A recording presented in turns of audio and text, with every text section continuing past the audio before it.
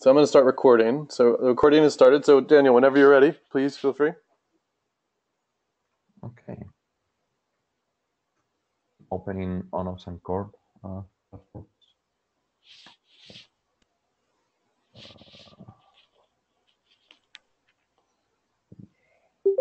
Working. Okay, perfect. So shall I start, David? Yeah, please. Okay, let's go. So welcome everyone. This is the first training session for the ONOS and Cord dashboards. We already have the first and second training sessions. Then in the next hour, we will have the third training session. Basically, we are repeating this first training session, and this is focused on the basics of using Kibana on the one hand, and on the second hand, it's basically we want to show you the information that you have in the dashboards and across the several panels, and the basic usage of Kibana in this case. So what you see basically in the dashboard is the Kibana entry point. So any of the dashboards that we have are contain this information. So basically we aggregate all of the data sources. As you can see here, we have Git repositories, we have Gerrit, we have main list, and then we have Jira, Slack, Confluence. In the case of Cord, in this case, we have other different data sources. In this case, we have Git, we have Gerrit and mailing list, and then we have Slack channels, Jira, and Jenkins. Oh, David, I think we already discussed about Jenkins, but are we supposed to analyze Jenkins, or this is something we have to remove? If I remember correctly, at least with Cord, there is a conflict. If I remember, again, Luca would be the one who I think knows the details, but I think after we launched the Cord dashboard, it interfered with the Jenkins server, so we had to turn it off. And I think we'd like to, but that conflict needs to be resolved. I don't know if that same conflict exists for the ONOS dashboard, though. Okay, so it seems that there's still ongoing discussion. Yeah. That's okay. The point, basically, what I want to show you here is that you have all of the information aggregated. And then we have some specific information as organizations, the top developers on the top, the list of projects. In this case, we only have one project, which is ONOS. Then you can filter all the information that we have here using the several widgets that you can see there. Any widget in Kibana is potentially clickable, and you can filter basically everything. So that means the following. Basically, we have a look at the organizations, and then we want to understand who are the activity by ONF, for instance. So we can click here. So then what we have is that we are focusing, as you can see, in the organization ONF, in this case, Open Networking Foundation. And then we have just the information for this organization. So all of the information that they previously mentioned, as the number of commits, change sets, emails, wiki activity in Confluence, Slack, and Jira. This is the information for the organization ONF. And then we have the list of top authors here. Then we have the projects again, and so on. It's important to mention that we are just having a look at the last 90 days. So we can filter information in the dashboard, as I did with this pie chart, but we can filter the information by a time field, right? So we have the last 90 days, but we can go for some other filters. So in the quick time range, what we have is basically the last 30 days, last 60 days, last 90 days. So we can go, for instance, for the last 2 years. Then if I click there, we would have the information for ONF for the last 2 years. And then we have everything filtered once again, right? So we can see here in the dashboard.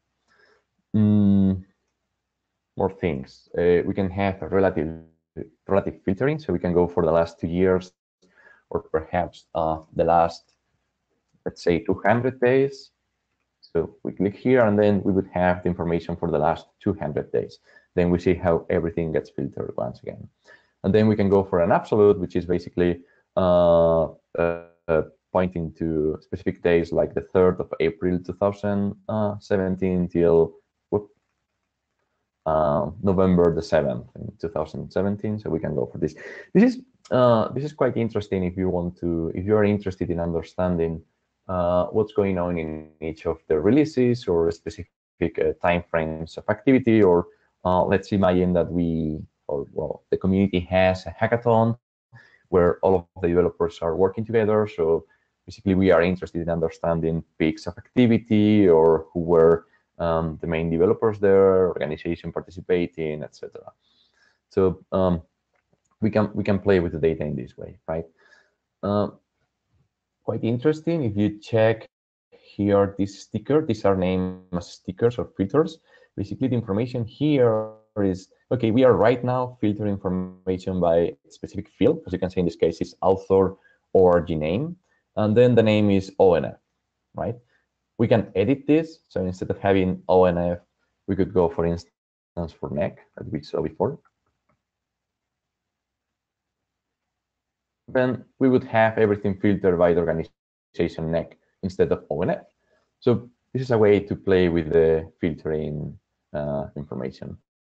Then we can basically enable or disable this. So I'm right now disabling this. That means that we are basically ignoring that filter. So we are applying everything. So we are having a lot of information. If I enable this, that would means that that would mean that we are basically filtering by this organization.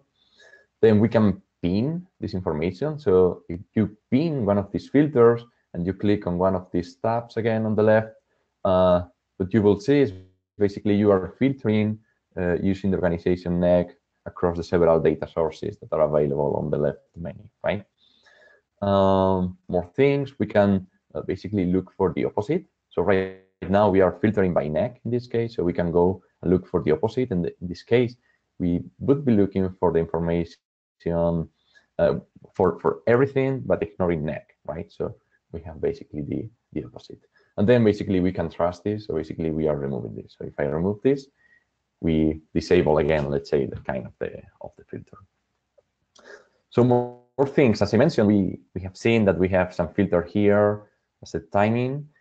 It's important to mention that Kibana and Elasticsearch, so this is using an NoSQL database in the background, and it's Elasticsearch was initially, let's say, thought as a way of filtering system logs. So it's quite good for filtering Apache logs and so on. And now it's becoming a more generic way of displaying information. This is basically one of the reasons why we have different filtering here for the timing.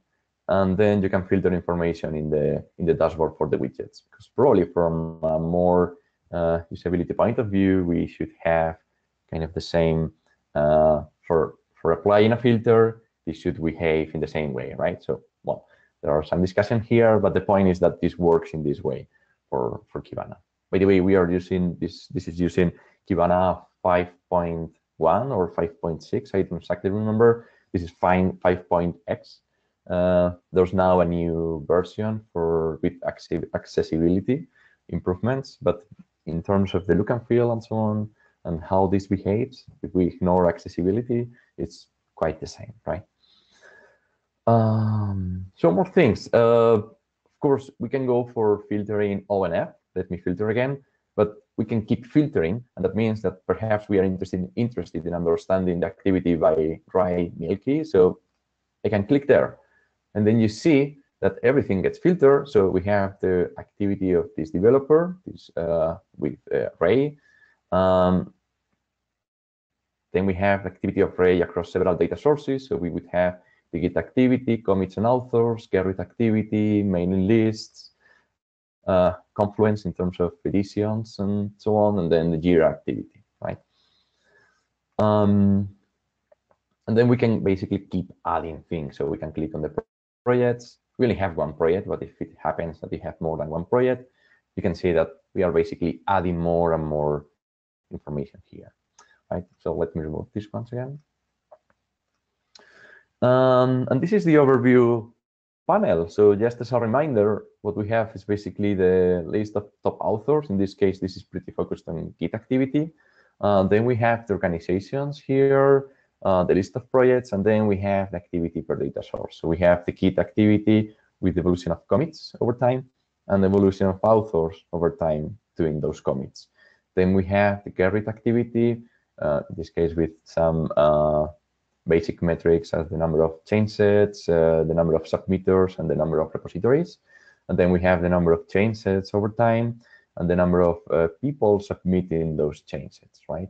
Then we have the mailing lists with 17 mailing lists in this case. Remember that we are filtering by this date, so that means that perhaps the community is using more than this number of repositories, but it happens that between April and November in 2017, the community were specifically using this mailing list. So if we want to go for all of the activity of the community, we can go for the last 9 years, for instance. Okay, a bit more of, go for the last 15. Okay.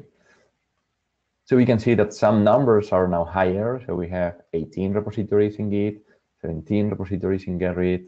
Number of mailing lists are still the same, and we have some projects, right? So basically, this information that we have here, this is filtered by the timing that we have, right?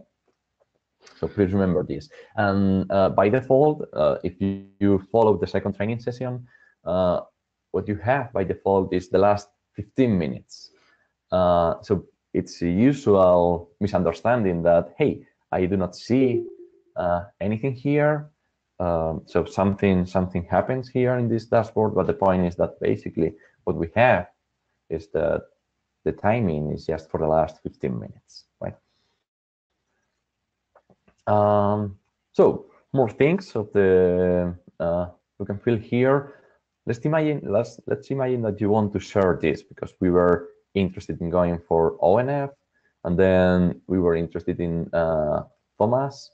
So we have this dashboard right now, right? So there is a share button. This share button helps or allows us to share the information that we have right now. So what we are sharing is the dashboard as it is right now. So what we can do is we can go here, we can sort the URL, and we can copy this. If we copy this URL, the point is that you are sharing this dashboard as it is right now. So just imagine that you want to, we will see later some ways of looking for bottlenecks in Jira or some backlogs in Gerrit.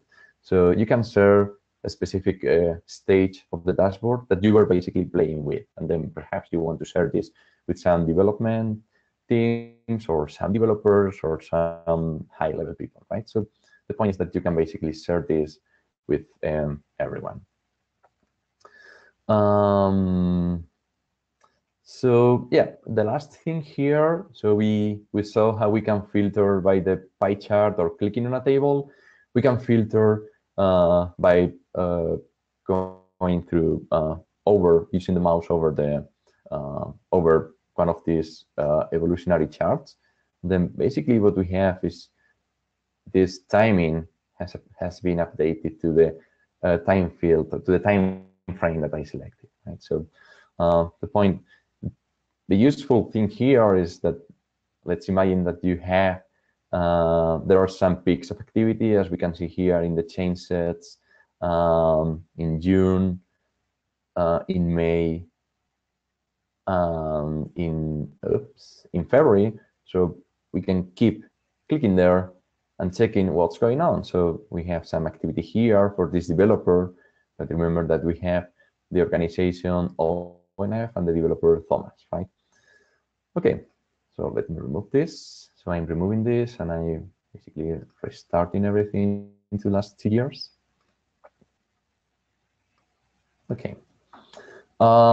Then let's focus now on the left menu here. So what we have in the left menu is the list of panels that we have.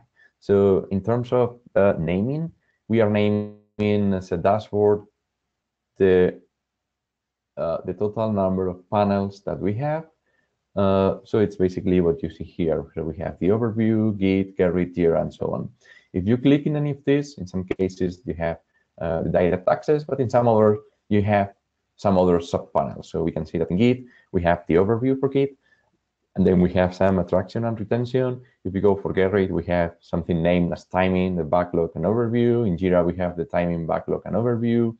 In Confluence, we have the overview. In mailing list, we have some things, right? So the point is that we will go for this. Let's go now to the data status thing. Okay, it's now charging.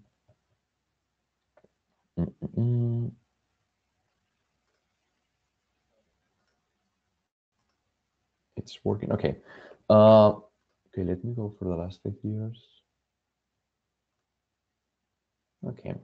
So what do we have in the data status? What we have is basically how fresh the data is. So if you have if you are suspicious that the data has not been updated or that we are missing some part of the data, what you can see is that where the things are coming from and when those were retrieved.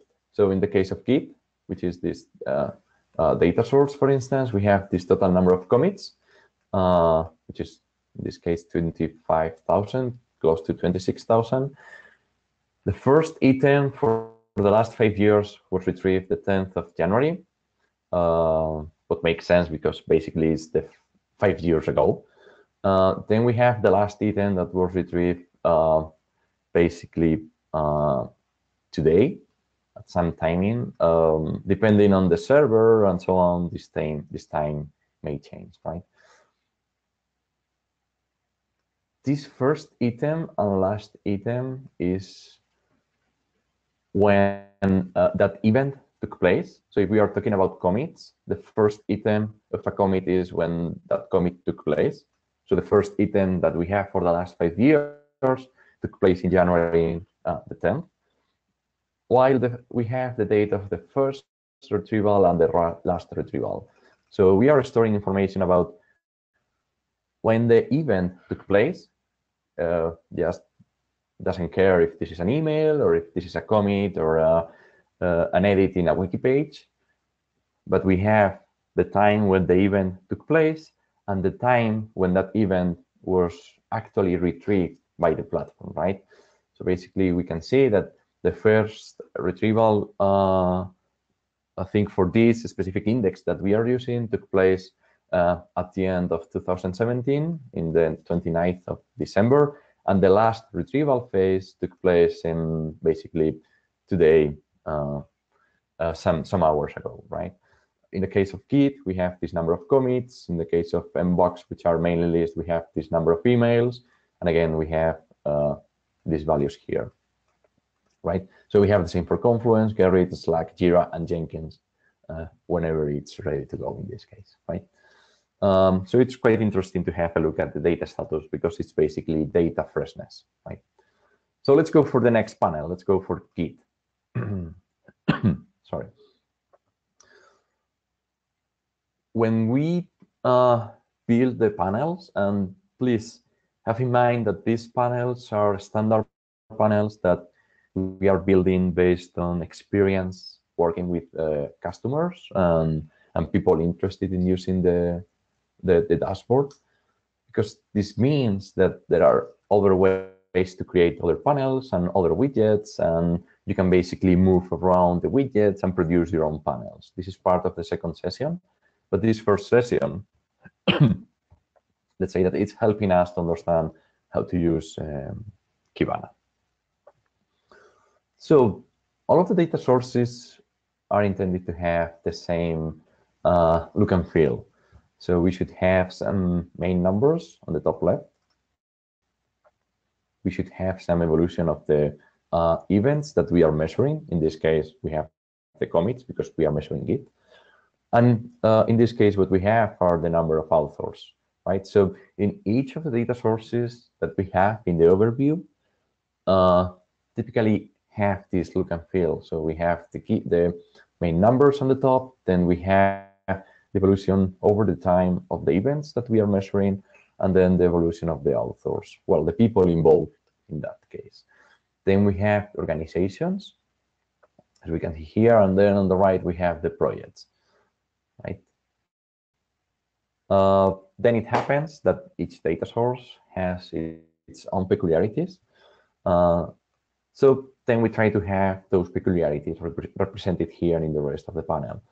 So in the case of Git, on top of this basic information for well, standard information as the evolution over time of the commits, authors, organizations, and projects, we have information as the evolution of the organizations. So the top of organizations participating in the development of ONOS in this case. And then we have the list of authors, the list of authors with information such as commits, added lines, removed lines, and basically the average number of files that were touched in each of the commits, right? So we can do things like going again for, well, in this case, let's go for Huawei. And then we would have everything filtered. Sorry.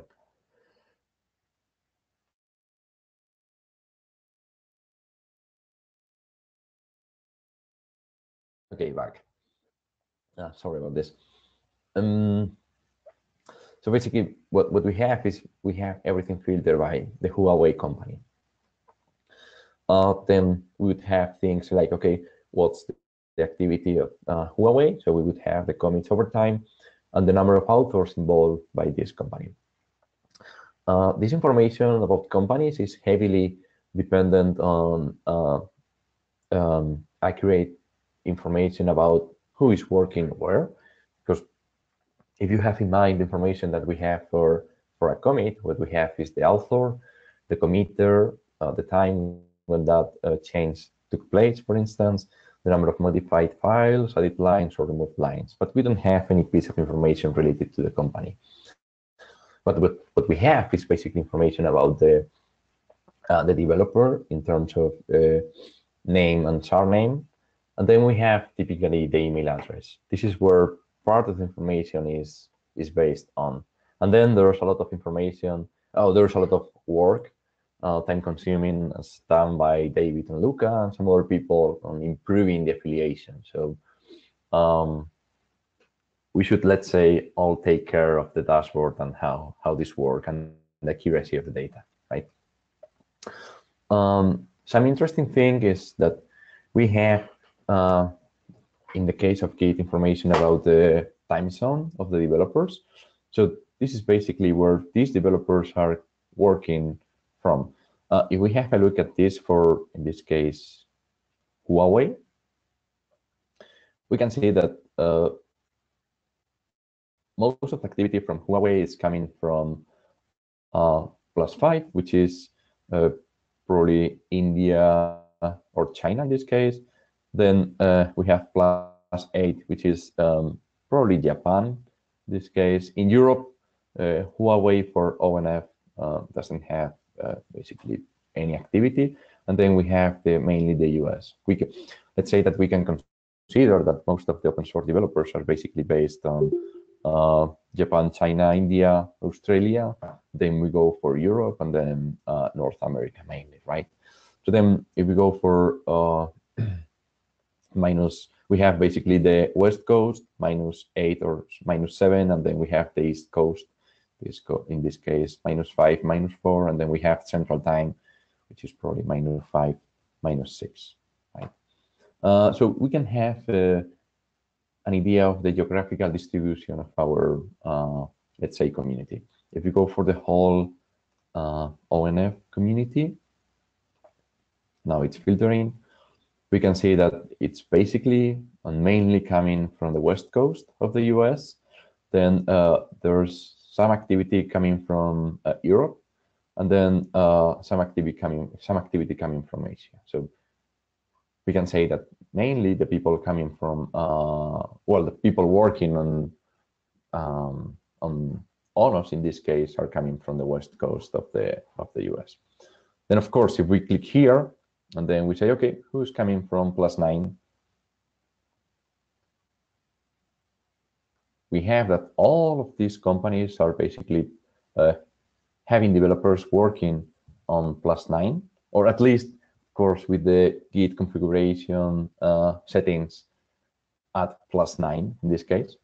And then we have the number of commits, and then we have the list of organizations here. Of course, we have the list of authors and so on. It's quite good, basically, for understanding the geographical distribution of the community. Okay, more things. We have in Git the list of organizations, as we can see here. But now this is in a table. So remember that we have here a pie chart, but here we have a table. And tables are quite interesting because basically we can export data. You can see here the link. So if we click in the row, what we have is that this is providing to us a CSV file.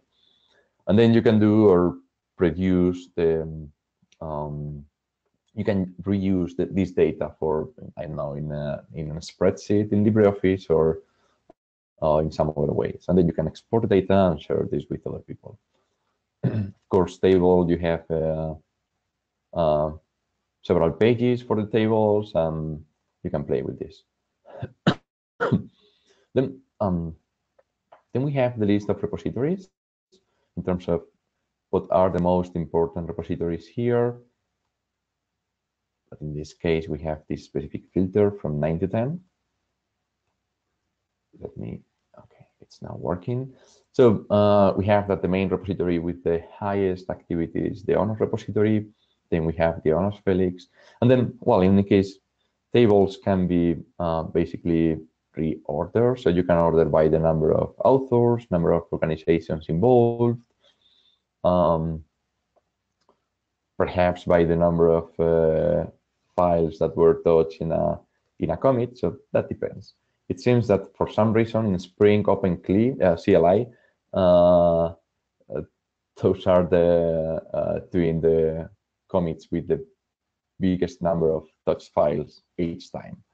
Then we have the second with ONOS Nemo. This is perhaps interesting for productivity or understanding how people are actually working in well, in the software development process of the community. So we have these two stickers on the top for Git. What do they mean? Basically, for empty commits, we are by default applying a filter, which is ignoring the merges, right? So if we disable this, what we would have is probably some extra number in the number of commits. So in this case, we go for 21 or 24,000 to close to 26,000. Basically, each time there is a merge, this specific panel does not consider a merge as a proper commit. So this is the reason why this filter is enabled here. So we are ignoring the merges here. And then there are bots. Bots are basically automated things doing applying, I don't know, updating the version or adding some specific type of files that are automatically created. So we are ignoring those bots as well. So another way of, let's say, improving the dashboards is if you check that in the list of main developers there are bots or there is some information that this panel should ignore, we can create a new filter here, or you can play creating a new filter, and then basically you can ask for adding that filter there. Traction retention in Git, okay. In terms of community, one of the panels that the dashboard is providing for Git is the Git demographics. In terms of the Git demographics, what this is measuring is the number of people that were attracted here, as you can see in this chart. So we have the attracted developers. This is basically the list, the number of people that did their first commit in a specific date, and then basically we aggregate all of those. So we have, for instance, that in January, at the beginning of January 2014, 12 people were attracted. So they were doing their first commit during that date. And then on the top, we have this chart of the last commit developers. Last commit developers are those developers that did their last commit in that date. And then basically what we do is we aggregate that number. So we know that, for instance, in February 2014, there were 17 people that did their last commit, right? So why this is important? Because then we can try to guess what's going on with my community. So let's imagine that we go for this this number of attracted developers. As you can see, this is basically working in a quarter based. So if we go for this quarter of 2017, we have that there are 69 developers that were doing their last commit. Okay, so if I click there, now it's filtering. I know from these 69 developers when those developers came for the first time in the community. So basically when they did their first commit. So we know that in 2000, to have today 69 developers, active developers, well, we have one of those was attracted in, whoops, sorry, I didn't want to do that. One of those was attracted in August 2014. Another one was in November 2014. Another one was, another 4 of them were attracted in February 2016, and so on, right? And if we want to understand how many of these 69 developers were actually coming in this very same quarter, so we can go for basically the last 3 bars here, and then we know that 14 of them came in November, some of them came in December, and some of them came in January, right?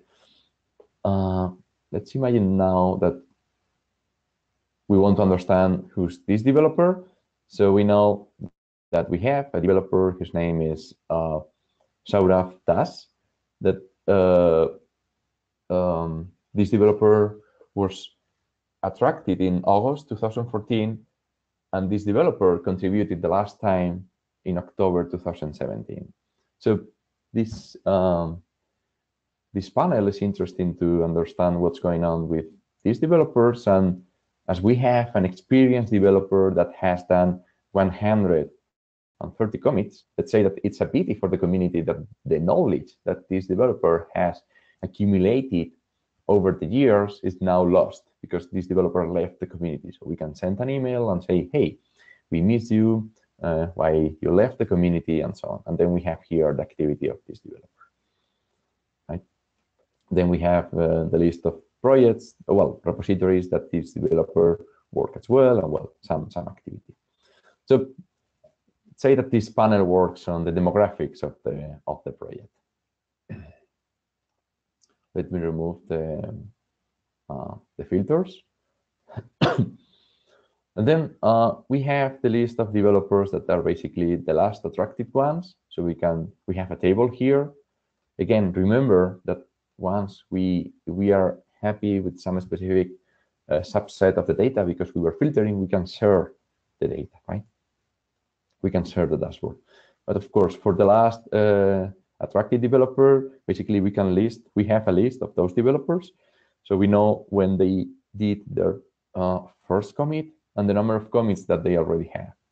So we can see that there are some people that, well, were attracted some couple of months ago and they have now some activity, right? So they have 7 commits, 8 commits, 16 commits, 19 commits. So, well, there are some interesting people probably to follow and to track their activity in terms of they could be important in a near future, right? So more things, let's go for Gerrit. In Gerrit, information that is being provided is the code review information. As I mentioned in the overview panel for all of the data sources that we have, Git, Gerrit, Jira, and others, we are trying to have the same look and feel. So we have on the top the list of change sets, well, basically basic activity in terms of counting events. Then we have the people involved, and then we have the number of projects or repositories that are part of this. Then we have the evolution of those events. We can have the legend here, so we know how many of those are now marked as new, we have the list of abandoned, and then we have the list of merged, right? And then we have the number of people that have been sending change sets over time. Then we have on the top the organizations, and then we have the list of repositories as we had in the other in Git. Then as we had in the other one, we have the organizations over time. So basically, we could click on ONF again, check the list of change sets that were sent by this community. Oh, let me reduce this to the last 2 years, for instance, so we have a better view of this. And then we have the list of repositories with a higher number of change sets and the number of people that it's involved in sending those change sets, right?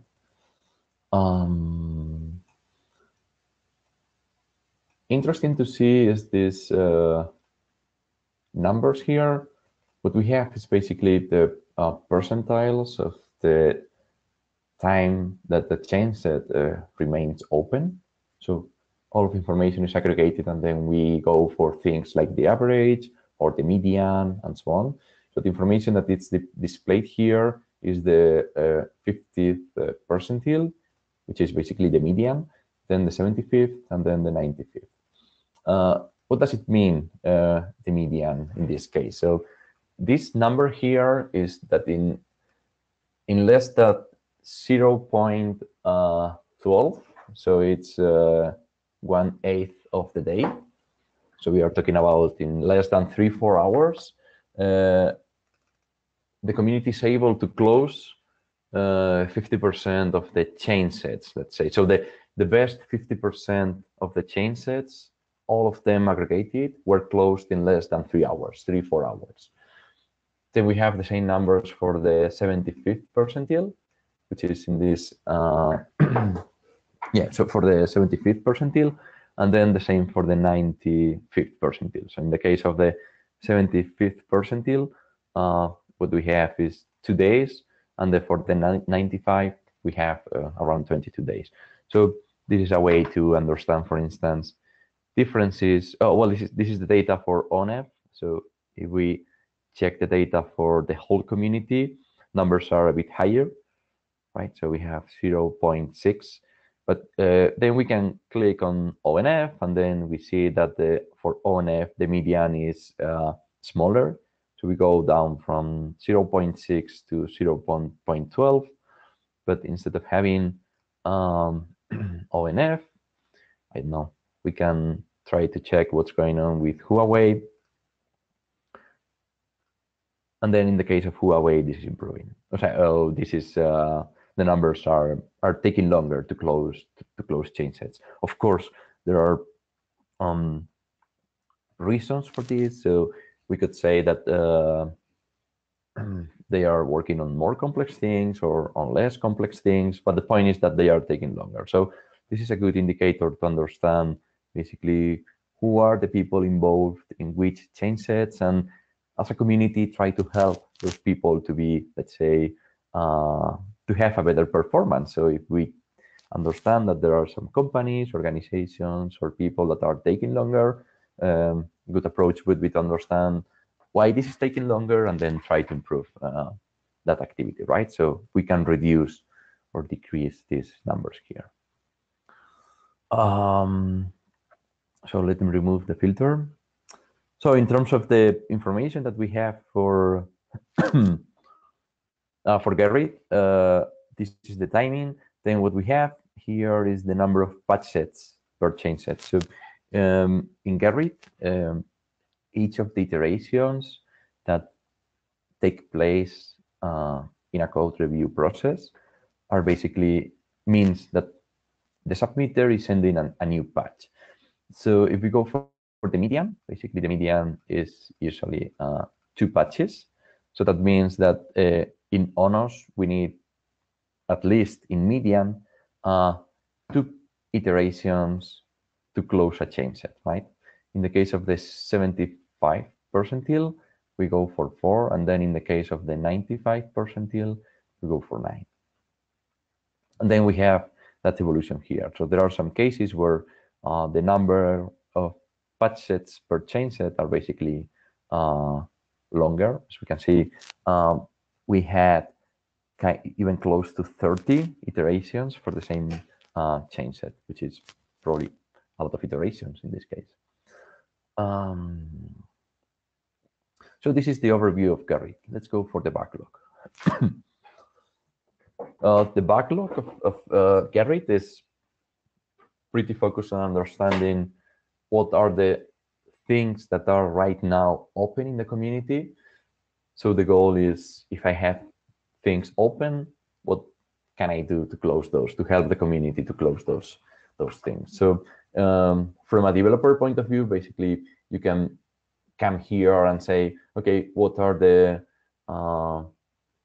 things that are open since a long time? So we can check here that there is a change set that it's open till since April in 2016. So this is useful to understand if we have a really old backlog, and then remember that we can click there, and then we can see here this. And then we have the URL, so we can open the URL and go to the Gerrit activity and say, okay, what's going on? What can I do to help here, right? So well, there's some activity here. Let me remove the filter. Yeah.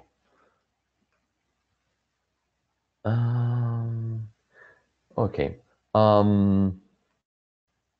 So we have the list of open change set. Oh, sorry, the open change sets in the community with the summary, the submitter, the project, and when this was open and the total number of open days, right?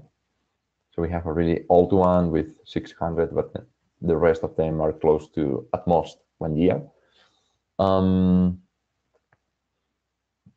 Then we have the list of submitters in terms of who are the main submitters, basically sending things to the project. And then it seems that we have an unknown project here. So taking note of this, probably there are some repositories under Gerrit that are not part of ONOS for some reason. And then we have the list of organizations here in terms of ONF and blah, blah, blah. So another thing here is we have this information here. So for the backlog that we have right now for the last 2 years, there are 100 open change sets. And then we have a total accumulated open time of 8,000 days. So basically what we are doing is we are aggregating all of the data, all of the days that we have here. And in mean, we have around 80 days per change set in this case. Then let me introduce these two evolutionary charts. The first one is basically the change sets that are still open. So we have, as I mentioned, one change set in 2016, but then we have 3 change sets from 2016, and then we have basically most of the backlog is based on the last, well, in this case, 3 months, right? So in the last quarter is where basically most of the activity is coming from. But the point is that this other chart here is, let me use the concept of technical lag. So in terms of that, this chart is displaying the information of aggregated time for all of the things that are still open in the community. So what we have is we have a big technical lag of several open days. If we aggregate all of the open change sets that we have for February 2017, but on the other hand, where we have a peak of open things, we don't have that peak here because the aggregation of those open days is not that high. So this widget here is interesting to bring attention on those open tickets that are basically remaining open and open and open with no potential closing activity as being merged or as being abandoned. So we could click there, for instance, and understand what's going on there. So we would have here the list of change sets, and again we can click in any of those and say, okay, what's going on here? How can I help here, etc. Right? So this is for the backlog, and then we have the timing.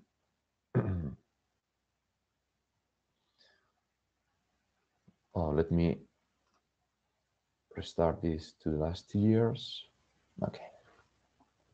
For the timing, instead of having just the backlog, so just having the open things, what we have is everything. And the goal of this panel is to bring attention about the timing that things take to be closed by the community. So we have again some summary here as the number of change sets, the people sending submitters, and the list of repositories. And we have the list of repositories here. Then we have the status that we can filter, and then we can go for the list of organizations submitting those. Then we have the list of submitters and the change sets. This is quite close to the backlog, as we saw. But here, what we have is another two charts here. We have the number of change sets that are open in median and the change sets that are open using the best 80 percentile.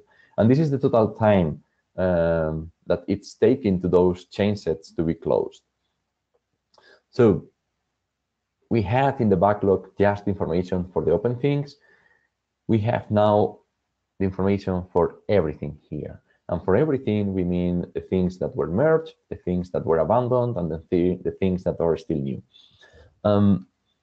It's useful to understand, to look for bottlenecks. And then if we focus on this chart, the change sets that were open in median, we can see that for some reason, since July 2016 till January 2017, there was an increase in the median that the change sets were, let's say, open, right? So from an external observer, I can say that it seems that in the community, there was some kind of problem and there was some kind of bottleneck because the median increased from around 2 days, I remember in general for the community, to 2.5 days till close to 12 days. So 6 times more during December 2016. So something happened there, right? So we could click there. Sorry, and then we can check what was going there. Yeah. Then what we have in the right chart is the same information, but focused on the 80% of the best performance change sets. So it's similar, let's say, the chart, but it's displaying information up to the 80% instead of the up to the 50%. Yeah. This is the timing. So perhaps you are interested in, let's say, okay, let me go for the last 2 years. In focusing on the abandoned thing. So, okay, we could look for and try to study and understand what's going on with the abandoned things, or we can go for everything but not the abandoned things. Remember that we can filter there, and then we have these charts, and then perhaps we want to understand only the new things that, of course, if they are new, that means that they have the maximum time to close. So that's the reason, because we have this specific chart with this, let's say, regular slope of 45 degrees going down, right, in both cases. Because for the open things, they are taking to close the maximum time that they have, which is basically the life of that change set. Okay. Let's jump to Jira. In Jira, let's say that the look and feel and the way things are displayed is quite similar. So we have in the top left summary of the information. Then we have issues over time, submitters over time, organizations, projects. Then we have the organization that was assignee. So we can click on ONF. Sorry, in both cases is the assigned, the organization that was assigned in this case. So we have ONF and ONF. And then, well, we can filter. We have the list of submitters, so it's quite similar information that we have in Gerrit. In the case of the backlog, it's we are trying to have the same panel as we have in Gerrit. So we have some total accumulated time for the issues. We have the list of repositories, and then we have this list of issues waiting to be closed, divided by the status. And then we have the accumulated time, looking for this, let's say, technical depth, technical lag. Let me use that that concept, even if it's not exactly for this. But the point is that we can see that there is some alt activity still taking place in, well, still open in the Jira. So we can even go a lot of timing back, and then we can see that we have all of these open days, accumulated open days, and this is the open things that are remaining in Jira so far. And then we would have the timing, which is again quite similar, and we are using the same idea and the same concepts as we have in oh, let me zoom out this. So we are using the same concepts as we have in Gerrit. So we have total time to close things, but in this case is around, for the 50%, for the median is 30 days, while the average is close to 100 days. We are now talking about Jira, so we are talking about issues. And then, of course, we can filter by one of the status and one of the organizations. Then please remember that we have these two charts, so we can look for bottlenecks. We can see that there are some peaks of activity here in terms of the issues that remained in median, and then we have the same timing for the 80% of them. So we can see that there is a peak here. So it seems that we have a bottleneck there. Just a comment here of these two charts and the same charts in Gerrit.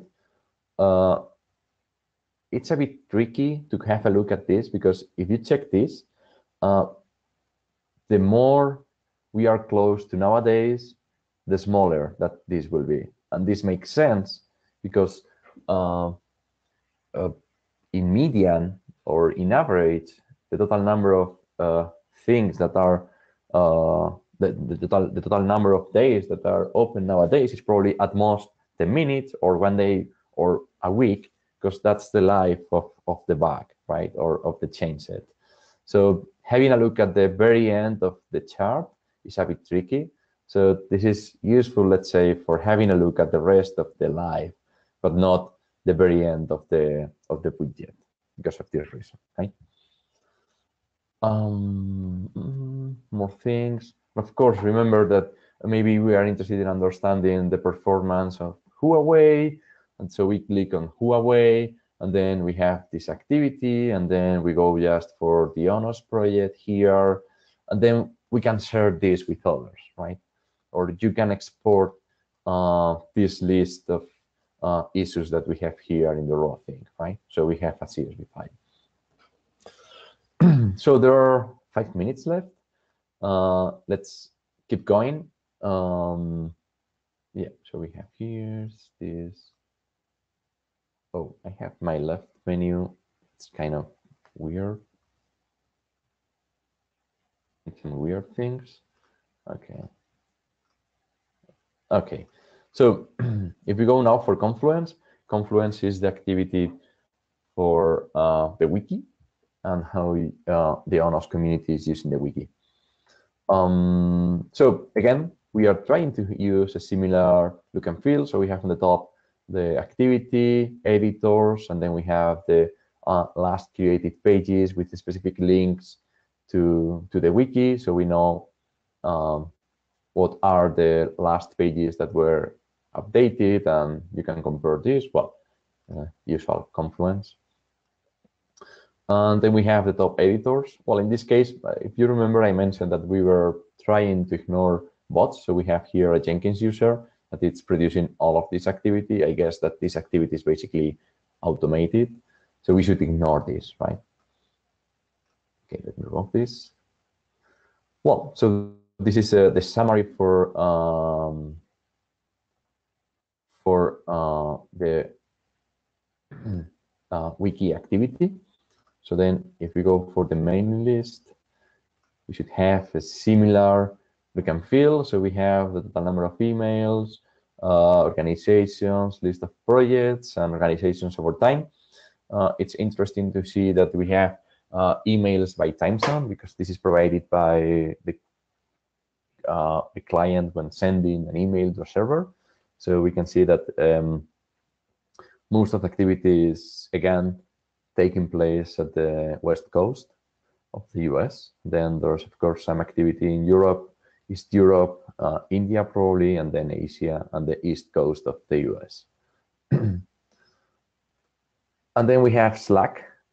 So for Slack is the communication channel. What we are measuring right now are 2 channels where we have 3,700 different messages. In this case, we don't have a match between people and organizations, but we try to keep this chart here as this could be useful. Again, this is a standard panel. So one of the things that we can do is, hey, we can create new panels here, right? We have the reactions in Slack. So let's say that a lot of people is doing +1, or it's clapping as a second option. So we can check who are clapping in the community. So we have, oh, David, you are the one basically clapping in the community. Let me remove this. And then we have this tag cloud for the top 20 terms. Everyone is thanking others, which is basically great. Well, there are some things around, right? And then we have the list of participants, the messages, first comment and last comment, and then we have the messages by time zone as well. So this is basically in line with the other thing. We thought that it's interesting to have this table here. We can produce, again, this table in other data sources as in Git or in Gerrit. So it's just a matter of, let's say, asking for this or producing your own widgets and dashboards. But in this case, what we have is the specific text that we have for each of the, let's say, Slack messages. So we can filter by specific words and so on. And this is most of the things that I wanted to mention. Just the very last thing, we have this search box on the very top. This is useful to look for keywords. So let's say that I'm interested in understanding the activity around the keyword bag. So this is doing a search across the several indexes and across the several fields in each of the indexes that we have. So this is looking for the keyword bag. If we go for ONF, should be something similar. And then we can look for a bit more specific things like organizations as Huawei or author names and so on. So this is all from my side. I don't know if there are questions.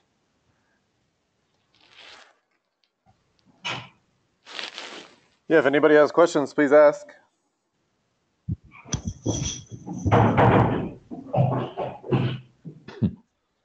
Something's going on in the background.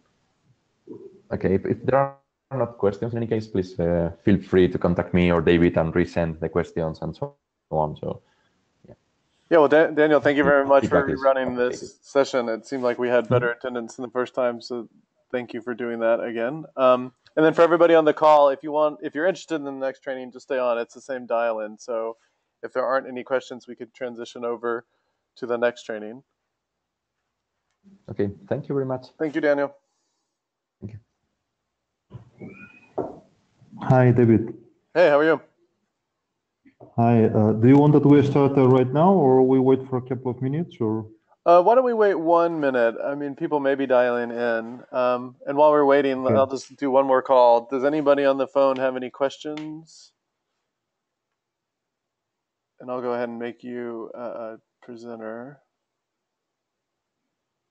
Okay, by the way, meanwhile, I send you, sorry,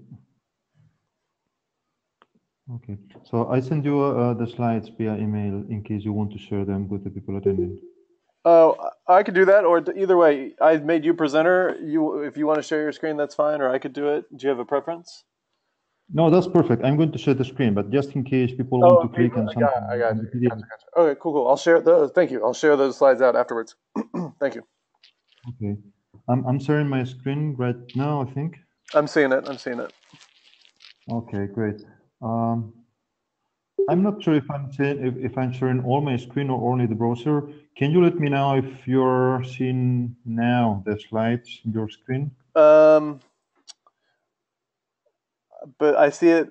Yeah, I see it. You're sharing other stuff as well. Yeah, there we go. So you're seeing the slides right now, right? Yeah, Bitergia Analytics. Yep. Okay. Okay, right.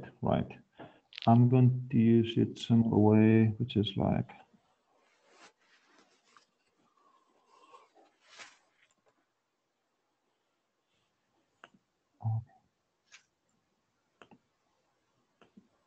Okay, cool. Oh, I'm not seeing them now. Oh, they're there. I'm not seeing them now. Oh, they're there. Okay.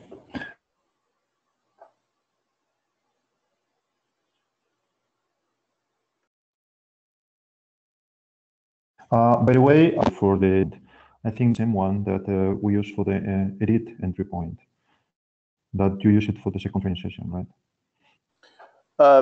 Sorry, say that again. I think it chopped up a little bit. There's some Okay, echo sorry. on my end. I was saying that.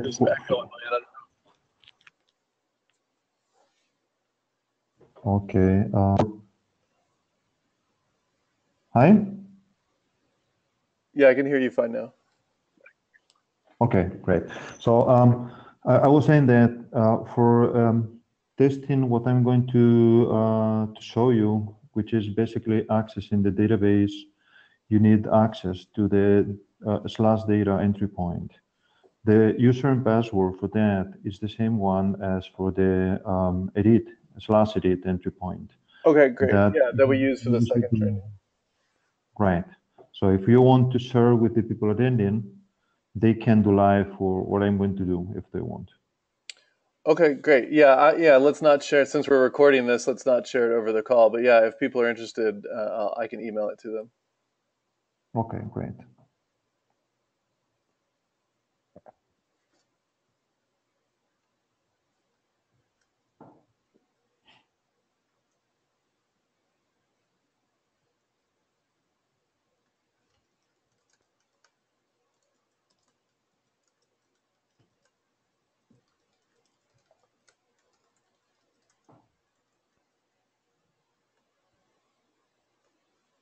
So yeah, I think we can start whenever you're ready. Okay. Second. Okay, here we are. Okay, then welcome to the third training session on Bitergia Analytics. And this is mainly about querying and scripting the database. And before starting with the session itself, first of all, what I was talking about a moment ago, you can query the database live if you want, but you need the credentials to access it, to access the /data, the entry point, which is a direct access to the Elasticsearch database where all the data for the dashboard is residing. The session today is about querying this database and scripting it. I'm going to only introduce the scripting using Python, but you can use almost any language to query Elasticsearch. So what I'm going to center is on the data, not on the way of querying itself. I'm also going to tell some very basic stuff about the Elasticsearch for those of you who are not familiar with the database. And most of the session is going to be about the kind of data that you can find them and how to deal with it. Some more details on the contents that we are going to cover today are in the ON.Lab tutorial. ON.Lab is the software that we are using for the Bitergia Analytics dashboard. It is free open source software, and there is a tutorial about it on the internet. I just sent the message to you, David, with the links as well. But you have the link in the slides too at the end of the slide set. So later on, I'm going to show you a couple of things there too. So is there any question or comment or something before starting?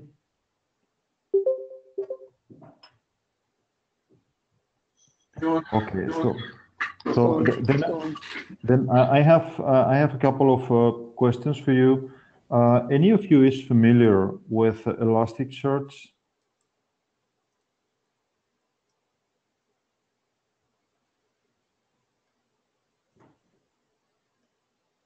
Hi. I'm somewhat familiar with it. So can you repeat?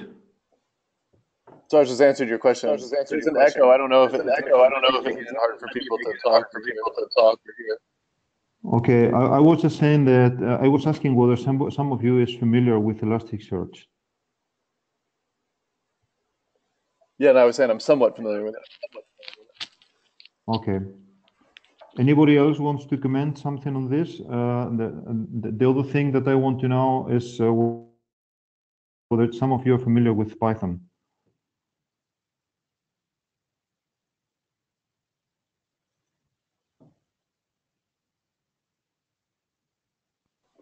Yeah, I think the answer would be yes. I mean, looking at the people who are on here, yeah, I mean, they're...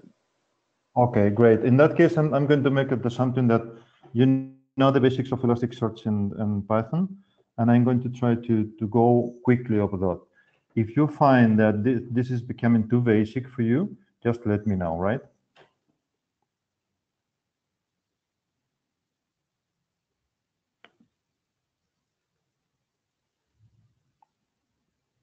Okay, so let's start. So this is the overall outline of the session today. First of all, I'm going to provide you some context about ON.Lab and Elasticsearch. Then we're going to talk about some details, mainly about Elasticsearch and how to access from Python. Then we would be talking a bit about collecting data, enriching data, and storing, which is the basic procedures that ON.Lab is doing for you. But we are going to focus mainly on Elasticsearch indexes and Elasticsearch indexes queried from Python, because that's the most interesting step. Collecting, enriching, and storing is something that the platform is already doing for you. So you know that your dashboard is onos.bitters.io. You know that the editor is at https onos.bitter.io/edit. The entry point for the data for Elasticsearch is the same, but /data. So you can query live there if you want. The first thing that you can do, of course, is just use curl for accessing it. And this is the line that you can use, curl. Well, -n is just for reading the credentials from my .NET RC, but you can use also user and password. And this is a get to the REST interface of Elasticsearch. If you are familiar with Elasticsearch, you know that there is a very rich REST interface where you can basically query anything that you may want. So in this case, just by asking for the data, we get the welcome message by Elasticsearch, which basically says, I'm here. So you can, while I talk, if you want, you can try this with the credentials if you want, just to check whether you have access to the database.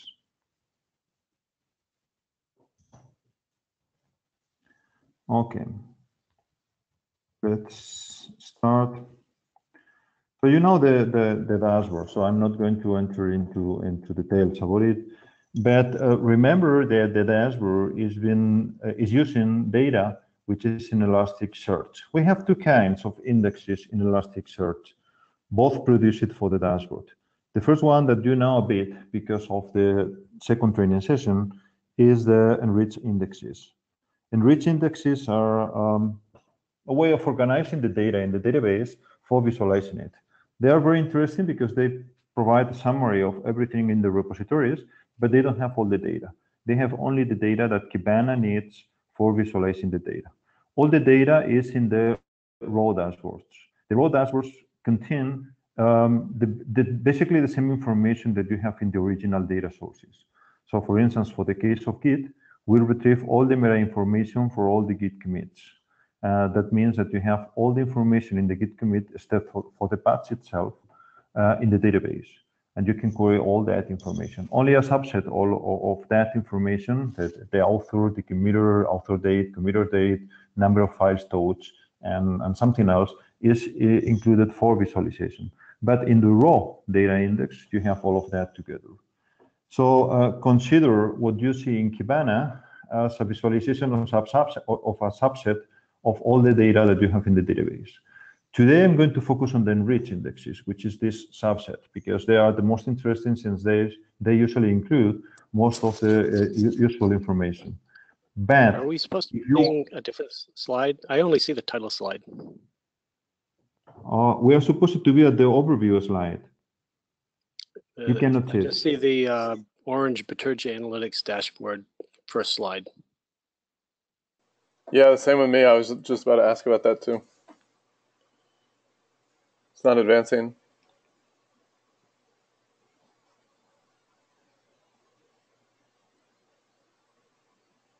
And Brian and Bill, check your email. I sent you the login information. Thanks, David.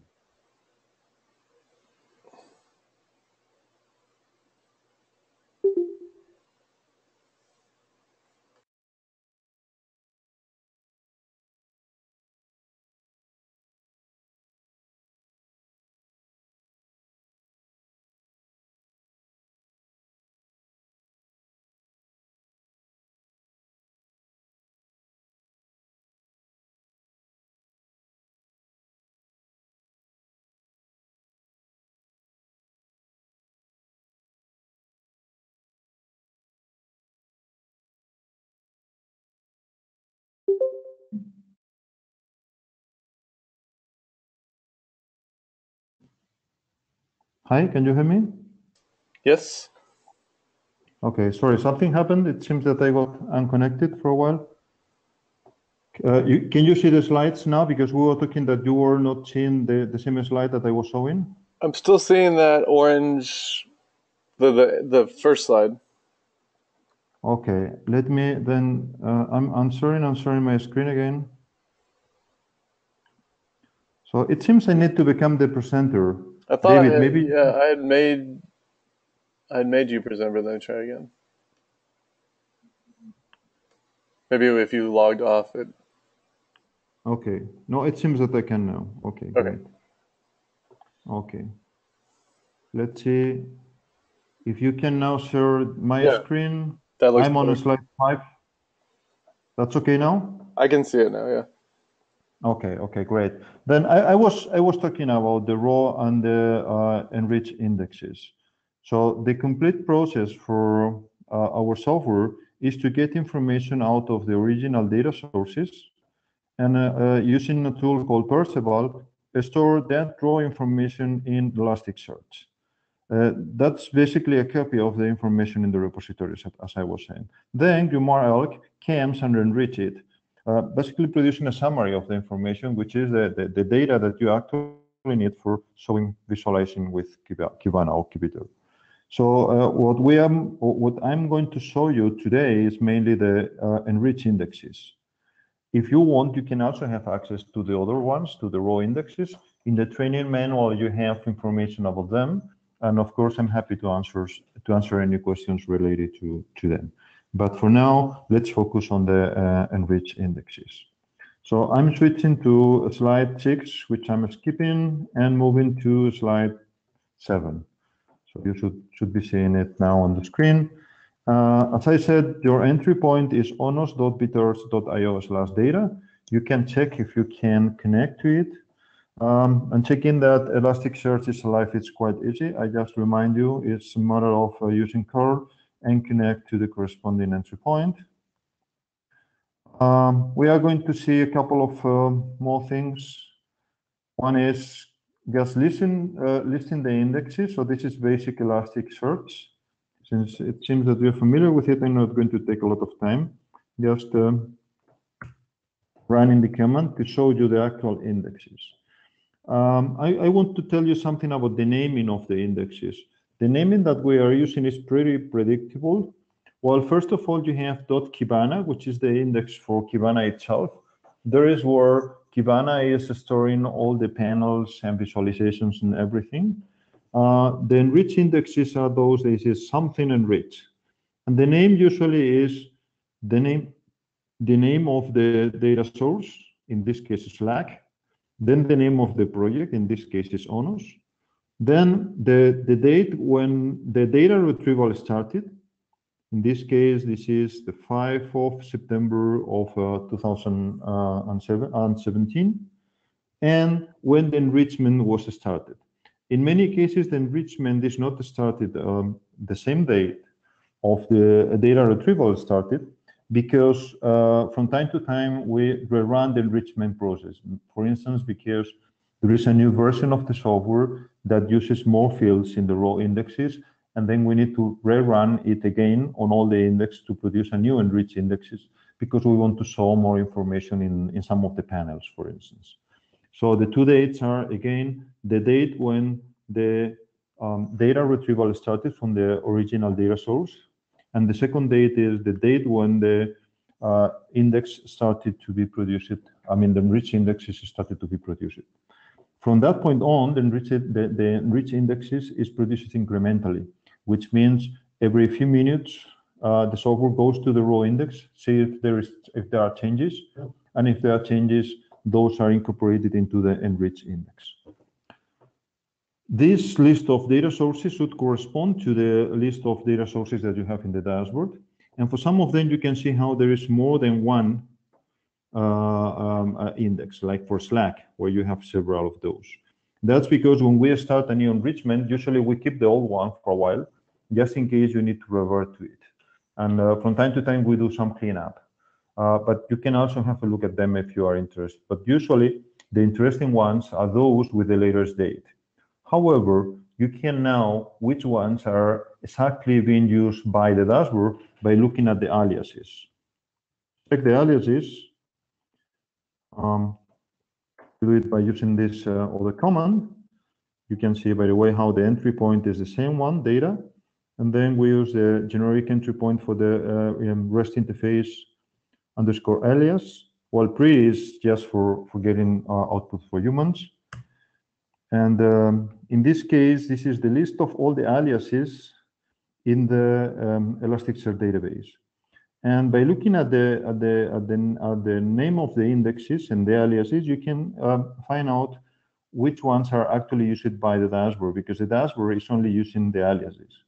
So for instance, for Slack, the dashboard is using Slack as the index name, which in this case is an alias to this one, which is the real the real index name that is behind the alias. When you are querying the alias, when you are querying the indexes, you can do that with the real name or with the alias. It's pretty much the same thing. So if you want to query the same index that we are using with the dashboard, you can just use the alias. Otherwise, you can go and check for the real name. You can check this in the dashboard, by the way. I'm going to now to move to your dashboard in editing mode, which is this one. And you should be seeing now on your screen the dashboard in editing mode. And by moving to the management option, you can check the index patterns. Remember that the name that Kibana uses for indexes is index patterns, because in fact they are index patterns, I mean combination of indexes. By clicking there, I see all the indexes that you have defined in the dashboard. This list should correspond to the list of aliases that you have in Elasticsearch. And for instance, well, if I look for Slack, it is here. And remember that by clicking in the dashboard in the Kibana interface, you can look at the fields that you have in the database. We can also see the fields in the database itself, just by using by querying the mapping for the index. So in this case, I'm going to query for the mapping for the Git index. We are starting to use now entry point in the REST interface for specific indexes. So this is the mapping of Git, and again, shown in preview format so that we can read it as humans. What I get is just a list of fields, because the indexes that we are maintaining for Kibana are pretty linear. I mean, they don't have sub fields or something like that. So the structure is flat. And we can see the same list of fields that we can see if we check on the Kibana interface. So for each of these, we should see the corresponding field in Elasticsearch. And when we query the mapping, we get not only the name of the field, but some other properties, usually the type. But in some cases, we also have some other properties that are relevant for doing the queries. So first thing when working with an index is querying the mapping and getting used to the fields that the index is providing. When talking about the fields, there are some fields that are pretty much common in all the indexes and some fields that are specific for the indexes. I think that some of this was covered during the training session on the dashboard itself. Sorry, on the editing version of the dashboard. But let's go through it very quickly. So you have some fields. This is the index for Git. So we have some fields like author ID that are relevant to Git. But there are some others like, let's look for some of them, grimoire creation date, which are common to all the indexes. Those fields that are common to all the indexes are the fields that we use to link information for different kinds of data sources. And those are the ones that allow us for filtering for dates or for filtering for activity coming from a company. Because what we do is basically use the same name of the field for all the indexes so that we can later in Elasticsearch filter for that field in all the indexes. Coming back for a moment to the Kibana interface, we can see the general idea of most of the fields. I'm going to move to Git to compare more easily with the index we are seeing in Elasticsearch. And we have different types of them, numbers, strings, whatever. But the information is related to the kind of activity that we have in the data source. We usually have some dates that are related to when the item was produced. In the case of Git, we have two items for that. One field is the author, and the other one is the committer, because there are two different dates in any Git record. In the case, for instance, of tickets, we usually record the opening time, the closing time, and in some cases, some intermediate status time. In the case of, I don't know, Slack messages, for instance, is the time when the message was sent to the channel. Then we have some others which are related to the actors. For instance, in the case of Elasticsearch, sorry, of Git, that's the author name and the committer name. And you can see them over here. So you have, sorry, let me check for them. Author should be, well, there is no order here. So I'm going to show all of the fields. And I'm going to look for author. Okay, there are several fields related to authors. And by the way, you have some fields starting with uppercase and some fields starting with lowercase just because of legacy issues. At some point, we had indexes with uppercase, but now we are moving to indexes only with lowercase. So don't use those with uppercase because they are going to be deprecated in the near future. So meanwhile, these fields starting by author are related to the author. So we have author bot, which shows you whether the author is a bot or not. This is a Boolean. Author or name, which is the organization name of the author. You have author date, which is the author when, the date when the commit was authored. Author mean date, which is the minimum date for this author. So the date of the first commit for this author that we have in the database. That is used to know when the author joined the community, and in some panels that information is shown. We have the author ID, which is the unique ID for the author. We have the author name, which is the name that we show in the dashboard, and some other fields. So you can see that we try to keep it as much consistent as possible, and all the properties related to the author, for instance, start by author. All of those related to the committer start by committer, And then you have some other fields like the commit message, for instance, which is a message somewhere over there, and some others which is like lines remove, number of lines removed, which are very specific to some features of the item, in this case of the commit. You also have some common fields in all the indexes. As I said, one of those is the grimoire origin date, and another one is the repo name, which allows you to filter by repository. So in all the cases, in all the indexes, repo name is the name of the repository where this item was found. Repository is a generic word for data source. So that means that if we are talking about Git, we are talking about real Git repositories. But if we are talking about the Slack, we are talking about the Slack channels, for instance. Again, you can see all of this information from Elasticsearch itself just by looking at the mapping. And the same we can look for the information in the mapping. We can look for the same information in a specific record, in a specific document for a commit. This is the way of doing that. So again, you have the Git entry point, which corresponds to the Git index. Then in this case, we are going to do a query. So we use the _search entry point.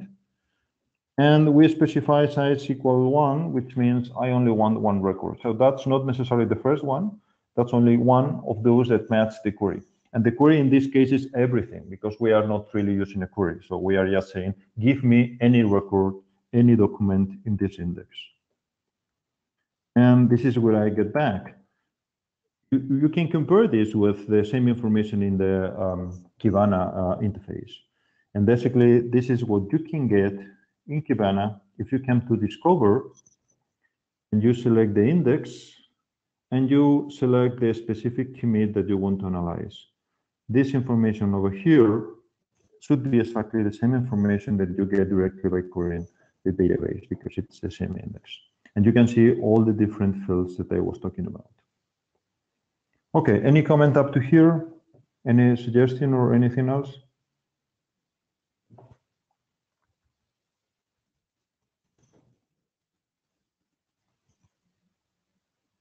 Anybody out there? Yeah, I'm here. Okay, just checking. Okay, good. If you have questions or something, just interrupt me, but I will be asking you from time to time just to get some feedback. Okay, so this is most of the basics for querying the Elasticsearch using directly the REST interface. So I'm back on the slides, and I'm checking the slide with Elasticsearch basics. We have covered most of this. How to query for an index, how to get an element. And of course, you can also delete index, but be careful with this. You have permissions for deleting indexes.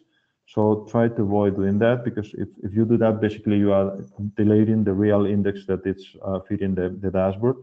Usually we can recover it pretty quickly because we have backups, but still try to avoid using that. Let's start now with the most interesting part, which is how to work with all of this from Python. In fact, this part has like two different parts. One is how to use the tools with Python, not only the querying the database, but using the ON.Lab tools themselves.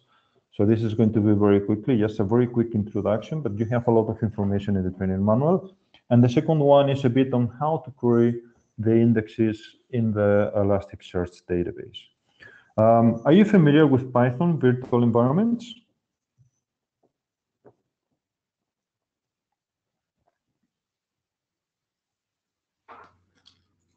I am, but I'm not sure if others are.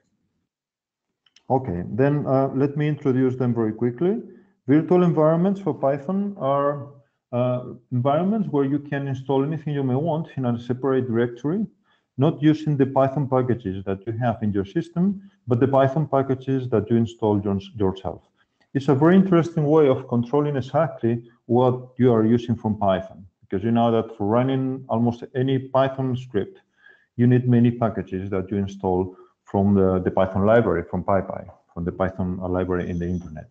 And for being sure of what you're using and for being sure that you are having updated versions of all the packages, I usually recommend to use virtual environments for everything with Python. So when I'm going to talk right now, first thing that I'm going to do is to create a virtual environment for querying the database and installing in it the packages for querying Elasticsearch from Python.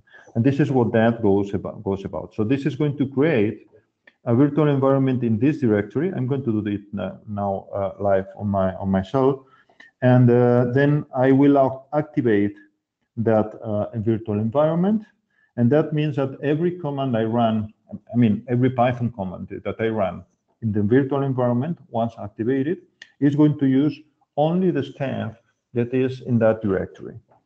Once I'm done, I can just deactivate the environment, and if I want to remove the directory. Since installing from the internet is pretty quick these days, it's a very convenient way of using the last version of everything and not having problems about the different relationships between packages. So what I'm going to do is to start by creating one of those virtual environments. By the way, ON.Lab and most of the modern software works with Python 3. In some cases, it also works with Python 2. But well, if you're familiar to Python, you know that the migration to Python 3 is now underway. So let's start by creating the virtual environment. So I'm in my command line, just writing the same command that you see in the slide, Python -m vemp, and I'm going to create an expandable virtual environment in TMP. So let's call it training. Okay. Sorry. Says no virtual, no module name vemp because I forgot to say Python 3 because vemp is a Python 3 package. So now it creates the virtual environment, and the virtual environment is just a directory. In this case, /tmp/training, where you have the basic structure of any Python installation. In Vim, you have the Python interpreter, but in fact, that's a link to the real Python interpreter in my system. But then you have include, lib, and everything where the different packages that I'm going to install are installed. But before being able of doing that, I need to activate the virtual environment. For doing that, I just ran a script, a convenient script, which is in the directory that I just created. In this case, /tmp/training/bin/activate. You have more detailed information about this in the training manual for ON.Lab. Now I tell you where exactly. Source is just running this script in the context of the current shell, which means that now some variables and some environment variables in the current shell were changed. You can see how my prompt changed, and this is signaling that I'm in the virtual environment, and this is the name of the directory for the virtual environment, so training in our case. And now everything that I installed here using PIP is going to be installed in this virtual environment. So coming back to the slides for a second, what I'm going to do is to install Elasticsearch and Elasticsearch DSL. These are the two basic packages in Python for accessing Elasticsearch. In other languages, you have similar packages. Elasticsearch is supported in more than 20 different languages, so it's very likely that you can use a module for accessing Elasticsearch in your language of choice. And usually there are like two different packages in most languages. One is for, let's say, low-level access to the REST interface, and the other one is for higher-level accesses. For those of you who know Python and accessing Python to SQL databases, it's quite similar to the basic SQL packages compared to the SQL Alchemy, for instance, or Django packages for accessing databases using abstractions more usual to the language, in this case to Python. So again, Elasticsearch is basic access to querying the REST interface, and the syntax that you are using for accessing the interface is pretty much the same that you use if you go raw to the HTTP interface. So that means that since the query in Elasticsearch via the REST interface is done with JSON documents, in Elasticsearch using that model, you are using those JSON documents Python dictionaries, in fact, for querying the database. In the case of Elasticsearch DSL, you have a bit of a higher level, and you have an interface based on classes and enable classes that you can put one after the other to do a stuff. Like, first of all, I want to query for all the records more than whatever, and then of those, I want those matching whatever, and then of those, I want those matching whatever else. So that you can basically chain the query and produce a chain with it. I'm going to show you some examples in a moment. But for now, let's go and install them. So installing is pretty easy, just using PyPy. And since Elasticsearch DSL is going to pull the other one, I just need to install it. This is going to install the package. Sorry, I did something wrong. Elasticsearch. Oh, what happens here? Let me check with Elasticsearch. Oh, okay, sorry. You're missing install. Yeah. Sorry, thank you very much. Thank you very much. Right, so installing Elasticsearch DSL is pulling the other package. So now I have everything installed. And finally, it's telling me that it installed Elasticsearch, Elasticsearch DSL, and some other packages that it needed to work. So now let's go back to the slides. We have a virtual environment and we have Elasticsearch installed in it. So I'm going to skip for a moment these slides, because I just want to go directly to, they show how to produce the indices and something. I'm going to leave this to the end, just in case we have time. Let's move here, where we talk in the slides about Elasticsearch and stuff. This is basically what we already did via the REST interface. And now we have the first Python code that we can run. This is an example of how to use the Elasticsearch DSL interface, where you can see the higher level way of accessing Elasticsearch. And in this case, what you can see is, first of all, I just import Elasticsearch and Elasticsearch DSL. From Elasticsearch, which is the basic package, I only import Elasticsearch, which is the class, which is going to provide me a way of connecting to Elasticsearch. And the way of using it is just instantiating an object of the class with the data related to the Elasticsearch instance that I want to access. Usually that's the URL of the Elasticsearch instance. It is a list because in deployments where you have several versions of Elasticsearch, several instances of Elasticsearch, several nodes working together, you can specify all the nodes so that the query is then in parallel in all the indexes. But for us, we only have one node in our deployment, so you can directly access it just by specifying, in this case, http //onos.bitars.io/data. Then you use the search class that we imported from Elasticsearch DSL to instantiate a class, a search. This is called S in this code. And the basic class admits two parameters, which is the Elasticsearch instance that we already created here, and the index that I want to query. This is then an object ready to query our Git index. Then we just chain on it some more parts of the query that we want to produce. So in this case, for instance, we are saying, I want a range. So this is a special class of queries for Elasticsearch.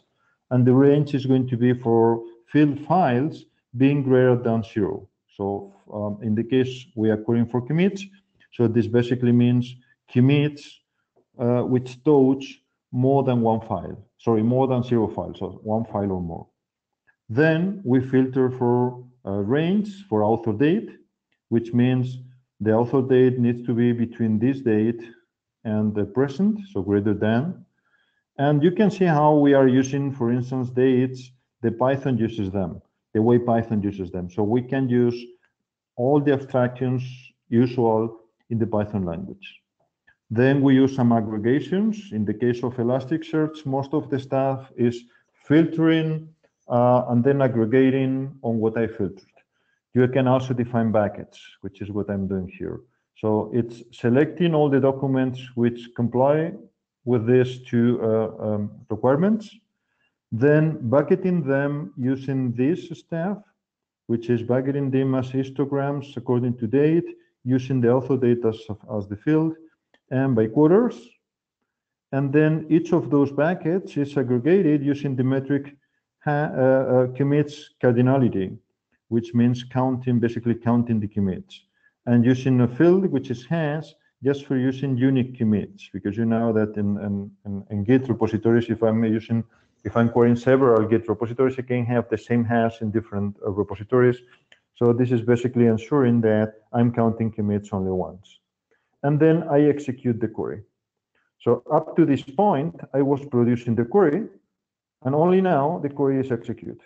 If you're familiar with SQL Alchemy, you can find the model quite similar to that one.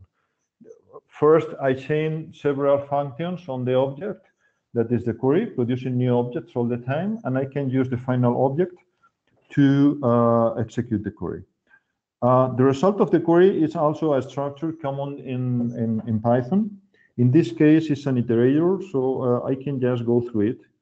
And here you can see how I'm just going with for, looping over by Q to dict. So what I do is to convert the results of the query into a dictionary, and then select some fields of it, which is the parts which I'm interested in, which are in fact the buckets, and I directly loop through them. And for each of the buckets, which remember correspond to a quarter, so I just print the number of unique commits during that quarter, which is the cardinality, sorry, the metric that I selected as cardinality on number of commits. So this means that this is going to show me a list of all the commits per quarter for all of the quarters more recent than July 2016. Let me come to the training manual, where you have some more examples and some more explanations about this kind of stuff. So the training manual is, you can see the link here, and you also have it in the slides and in the document that I sent to you just before the training session. So it's grimoirelab.gitbooks.io/tutorial. Looking on the left side of the training manual, I'm going to show it in more detail a bit later, but let's go down quickly to Python scripting. And there you have some sections on how to query Elasticsearch and how to produce data for Elasticsearch using ON.Lab. The first section, persistent storage in Elasticsearch, is sort of how to upload information to Elasticsearch with ON.Lab. I'm going to skip it because right now we have all that information in the database. And the important step for us is querying Elasticsearch. We have, as I said, the basic Elasticsearch stuff I'm going to show you in a moment for comparison, and Elasticsearch DSL. The example that you have in the slides is covered in detail in this section. So you can see how you can get, for instance, all the contents in an index. And in this case, this is working over an Elasticsearch installed in my local host. But if you substitute that for a link to your real dashboard, it should be working as well. You can just download the code if you want and run it directly on your ONOS database by changing this link to the real database of the ONOS dashboard. Then you can see how you just produce the search, and then you just go and loop through it. So this is the very basic case. I'm not going to go in detail through all of that, but if you go down, you can see all of the stuff that you have in the slide. Explain it with more detail. So you can go step by step if you want, or if you are familiar with all of this, just go to the final example. In any case, it's showing you again how to request the specific parts of the answer. So, for instance, here I'm interested only in 3 fields, which are the fields that I'm going to query about. I'm producing the search, as I commented before, on this index. In this case, I'm also querying as a specific doc type. Quick note about doc types. Up to Elasticsearch 5, doc types were a way of having different kinds of documents in the same index. Doc types are deprecated in Elasticsearch 6, and we are moving to Elasticsearch 6 during the next few weeks. So for now, you need to use that if you're, or you can use that if you are using the current indexes. But if you write any code to query the database or something, try to avoid using doc types. Right now, our indexes only have one kind of document, each of them. And in Elasticsearch 6, you are not going to have even the doc type in the interface. So just avoid using that. Well, the rest of the section is about how to get exactly the same code that you have in the slide. So have a look at it, and if you want, you can just download it and run it, and you can see this list of commits per quarter. As I said, just for a comparison, you can see the previous section on querying Elasticsearch, which is how to do the same kind of stuff, but with the basic Elasticsearch interface, which is the Elasticsearch package. In this case, we are only importing Elasticsearch. And the main difference is that, well, this part is for creating indexes, but pretty much you can see how that is done. In this case, what you are using is JSON documents that in Python are Python dictionaries, because Python dictionary is directly mapped to a JSON document and the other way around.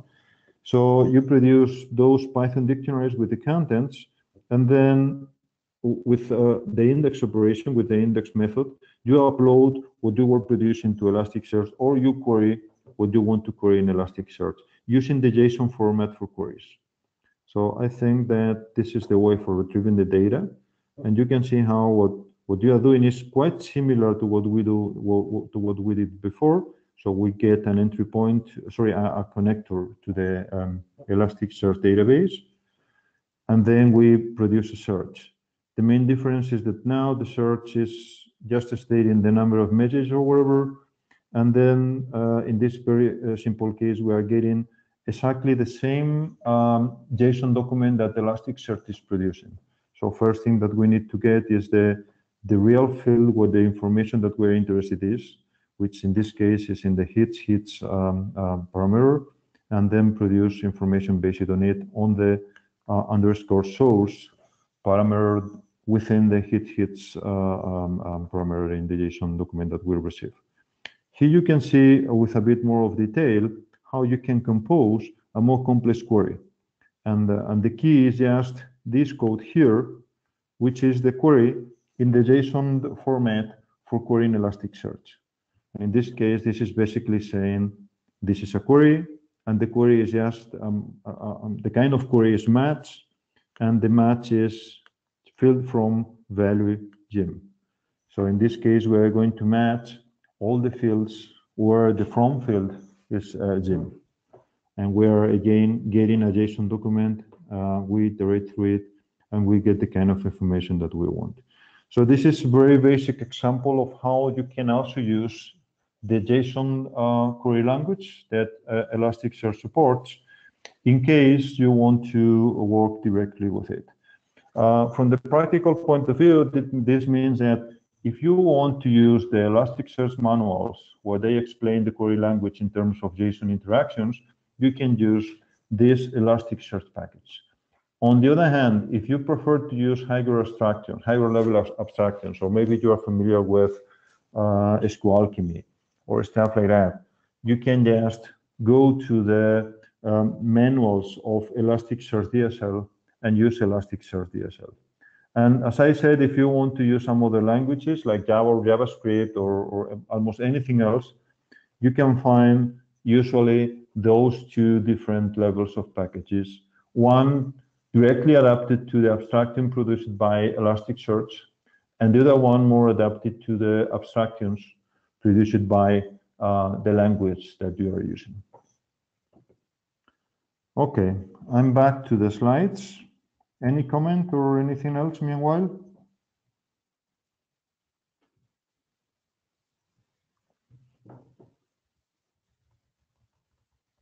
Okay, so I'm going to go back for a moment to the content that I just skipped, which is how to use directly the software that we use to produce the dashboard. So remember that all the software that we use for producing the dashboard is free software. It's ON.Lab, and you can directly produce your own dashboards or even upload information to the Elasticsearch database to show later in Kibana. The software is ON.Lab. I think that you have the link on the slides as well, and you can have a look at it and all the documents and stuff. The training manual is this one, and yeah, now I take the opportunity to show you very quickly the structure of the training manual. Well, the first part is about how to install the software. Then you have the different pieces of the software, and for this, let me come to this section on components. This is a general overview of all the components in ON.Lab. In your case, you have Kibiter, which is accessing, as I said, the enriched indexes, which are over here in Elasticsearch, produced by a component called ON.Elk, based on the raw indexes, which are produced by Perceval. Perceval, in some cases, Perceval and Arthur produce the raw indexes, so that the data flow is from the data sources is we are starting the different repositories with Perceval, store that information in Elasticsearch, get the enriched index, and then produce the visualizations with Kibiter.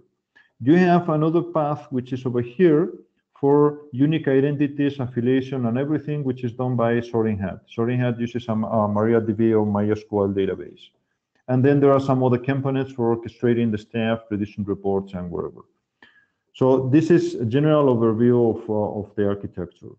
Then you have a chapter on Perceval, and Perceval is maybe the component which is more interesting to you, because Perceval with that is go to the original data source, and with a simple API based in Python, gets all the information from the data source.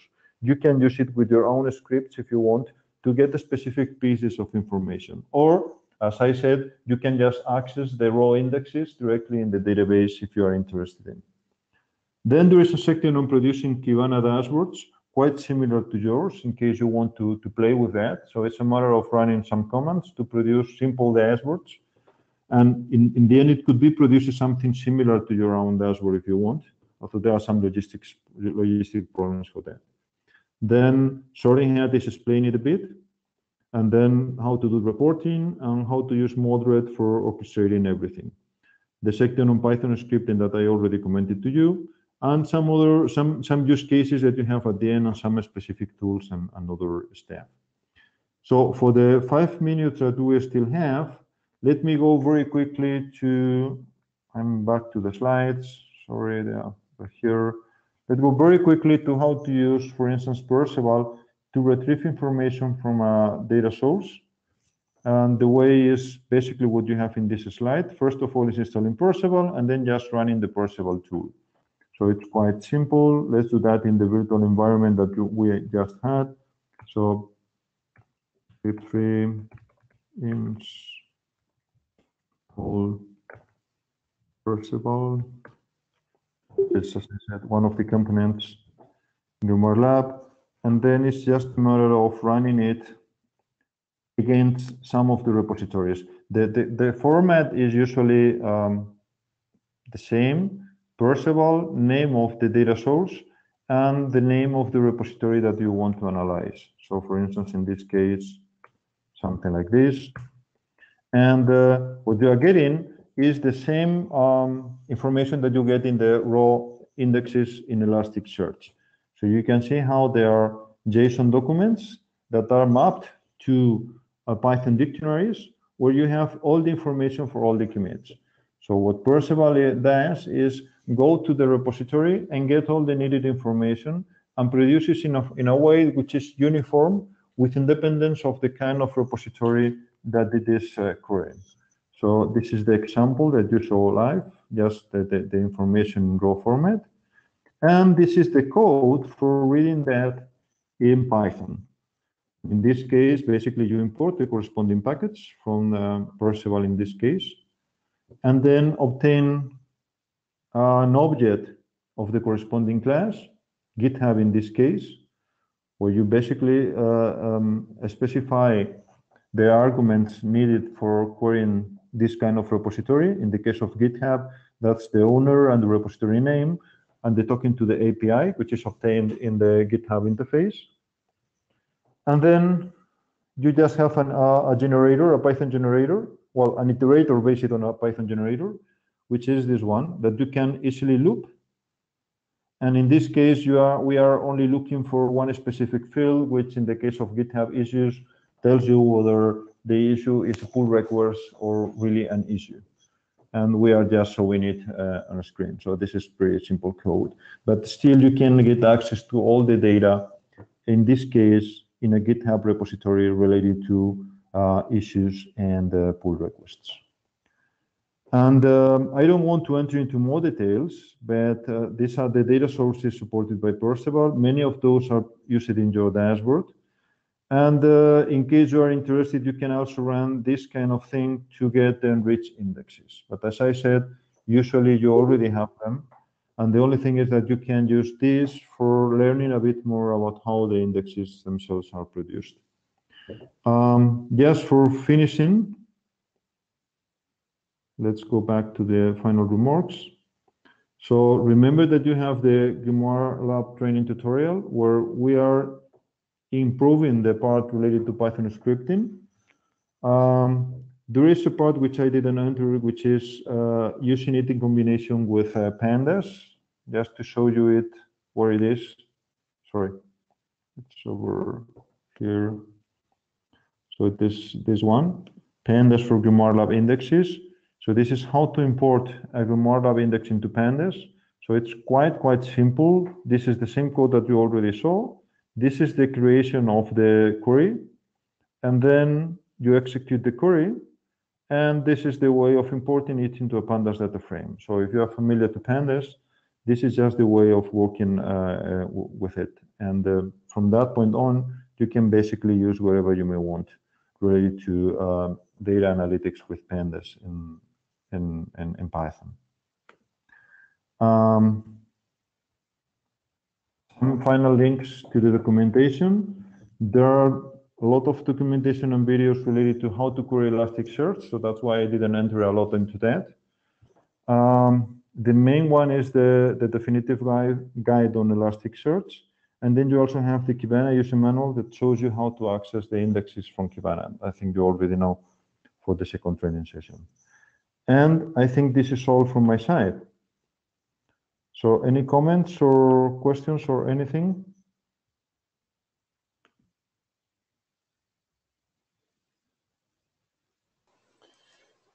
Brian, any comments? Questions? I think this makes a lot of sense. Thanks for walking through it. It's helpful just to know kind of what the various pieces are, how they flow together. Okay, thank you. Yeah, it's definitely very useful information. I know a lot of people who probably would dive into this weren't able to be on the call. So I think, recording this, which I'm doing, and sharing the recording out and having your slides available will probably spark some discussions and comments. So if others have a chance to look into it and have questions, I'll certainly forward them on to you. Yeah, of course. And feel free to contact me with any issue related to the querying or using ON.Lab or whatever. All right, great. Well, thank you very much. I have one other question. Maybe you covered it in step 1 or step 2, but how are the organization identities mapped to individuals? So in short, there is a configuration file that we use for tracking things like email addresses, email domains to companies and stuff like that. Then there is another file which is tracking same identities for the same person, because in some cases people are using, for instance, different email addresses or different accounts in different systems. With those two files, we basically feed that information to sorting hat, and sorting hat is looking every time a new identity shows up in the raw indexes, and every time finds a new identity, it tries to match to the identities currently in the database. If it can find someone, basically assigns it to the same person, because in the dashboard we try to have persons, not identities. Of course, the algorithms or the heuristics may fail, and that's why if you spot that some people are not correctly merged, I mean, the different identities for some person is not correctly merged, or they are not correctly affiliated to a company, let us know, because basically we have to change the configuration files to fix that. Yeah, I guess I was more concerned with like how like a committer that has a single identity, which is using like a Gmail or Yahoo account, would get mapped to an organization. Okay, if we don't have any clue, we cannot do that. And there is a specific field or a specific field for that, field value for that. I don't remember if that's order or something like that in the dashboard. But if we know, because somebody tells us, for instance, right, somebody says, I'm this person. So in that case, that's when we write that information in the configuration file for sorting hat. And basically from that point on, every time we see this address, we know this is this person, right? Got it. And Brian, we've been doing that. Bill and I and Luca have been doing that somewhat. I mean, some steps we've done to make that easier are on the registration pages. We've made the organization. Sorry, what? Got it.